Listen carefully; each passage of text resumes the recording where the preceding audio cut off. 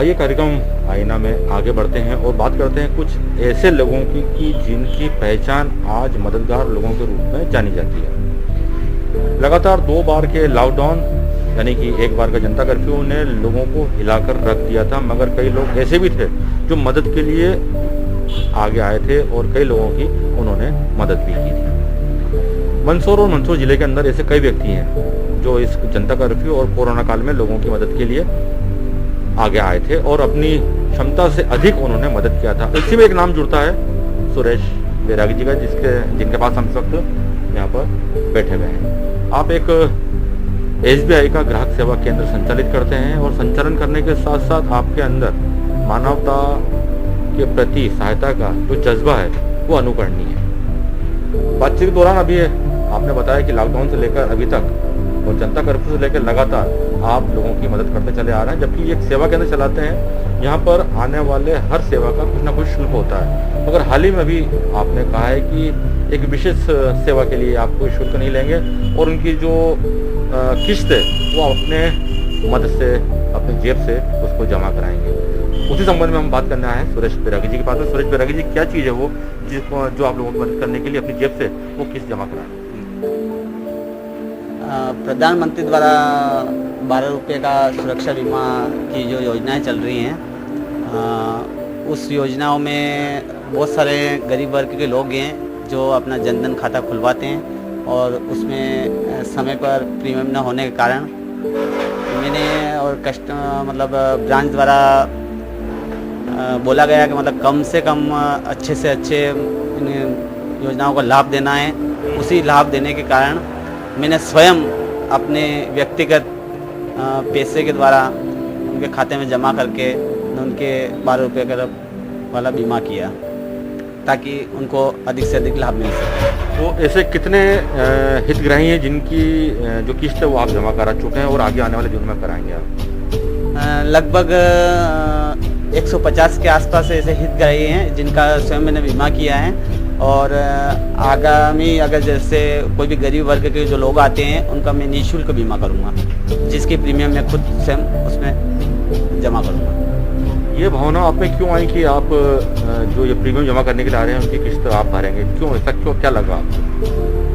वो लॉकडाउन के दौरान यहाँ पर जो मैंने वातावरण देखा है जिसमें बहुत सारों ने अपनों को खोया है, अपने स्वयं परिवार को उसमें खो दिया है, किसी ने भाई खोया है, किसी ने पिता खोया है, ऐसे बहुत सारे ऐसा हुआ है। और उसी दरमियान जिनके ये बीमा था उनको 2 लाख रुपए का आर्थिक सहायता मिली जिससे वो अपना परिवार का गुजर बसर कर सके।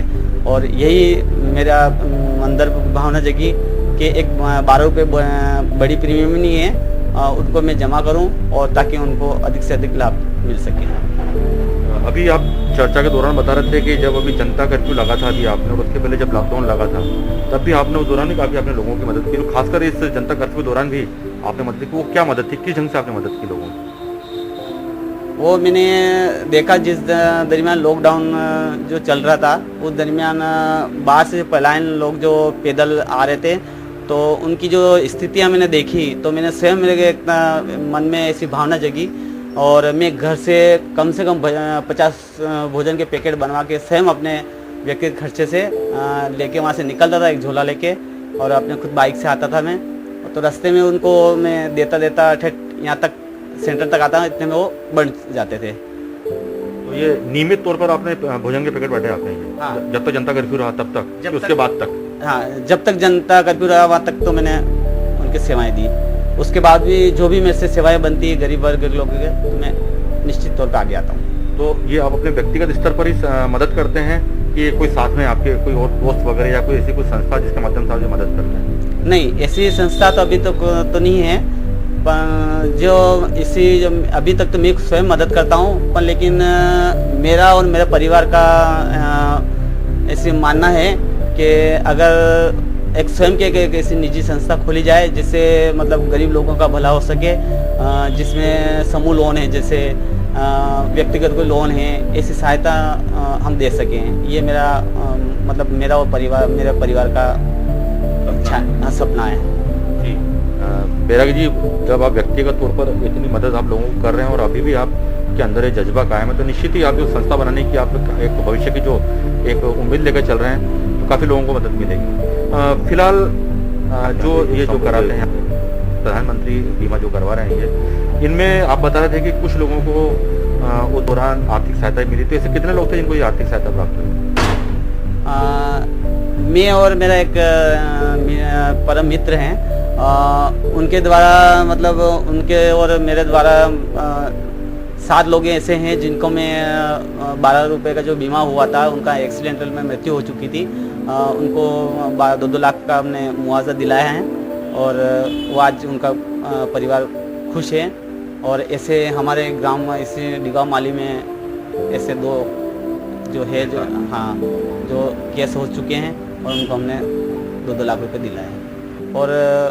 और मैं ये सभी जनताओं से ये भी यही कहना चाहता हूँ कि मैं ये नहीं कहता चाहूँ कि मेरी एक ब्रांड है SBI, जिसको स्वयं मैं संचालित करता हूँ, ये नहीं कहना मतलब बोलते हुए मैं ये बोलना चाहता हूँ कि आपका किसी भी बैंक में यदि आपका खाता है तो आप निश्चित तौर पे उस पर बीमा अवश्य करवाएं, ताकि आप और आपका परिवार सुरक्षित रह सके।